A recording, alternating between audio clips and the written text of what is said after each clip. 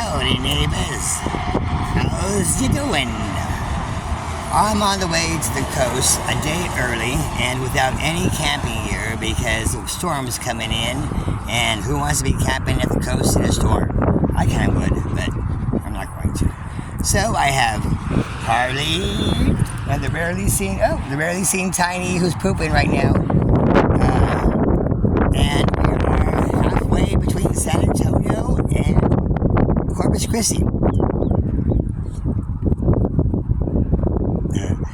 I just got a message from my friend Cece about Big Bear camping site they're going to, and I told her I'd be in there, and she said Harley would love it. So I guess we're going to Big Bear Camping Resort, wherever that is, and meet Cece and Ruben and have some fun. So that's how this is also great. More things to do. But right now we're still heading to the coast, and we're not alone. We bought Lasancha. Don't tell nobody, but Blanca's with me. Yeah, it's a secret. Shh, it's between us. Alright, talk to y'all soon. Bye.